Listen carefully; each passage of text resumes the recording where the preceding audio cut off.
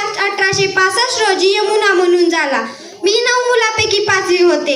माझे संगोपन एका मराठी चित्त्यावर ब्राह्मण कुटुंबात झाले. त्या काळी प्रथेप्रमाणे आणि माझ्या आईच्या दाबामुळे माझे लग्न वयाच्या 9व्या वर्षी गोपाळराव जोशी यांच्याशी झाले. विधून जवळजवळ 20 वर्ष माझ्या ज्येष्ठ लग्नानंतर यमुनीच्या पतीने माझे नाव आनंदी ठेवले.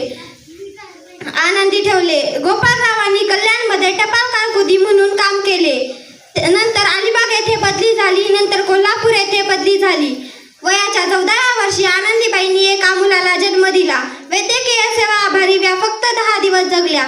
माझ्या आयुष्यातील हा एक कटिंग पॅटर्न होता, म्हणून मला डॉक्टर बनण्याची संधी मिळाली. जाता जाता मी एवढंच म्हणते, 99 डायऱ्या दाखवल्यास एक मात्र टाळलीस. 99 डायऱ्या दाखवल्यास एक मात्र टाळलीस. खरं खरं जगलीस, तेवढीच वर्ष काढलीस. धन्यवाद. जन्म 31 मार्च 1865 रोजी यमुना म्हणून झाला. मी 9 मुलापैकी 5वी होते.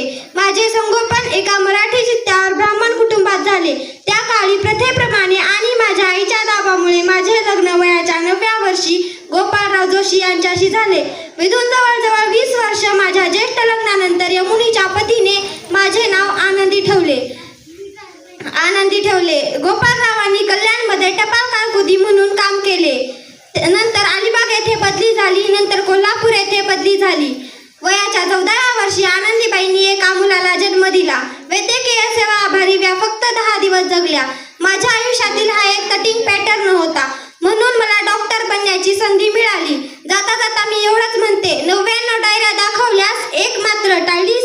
99 डायऱ्या दाखवल्यास एक मात्र टाळलीस. खरं खरं जगलीस, तेवढीच वर्ष काढलीस. धन्यवाद.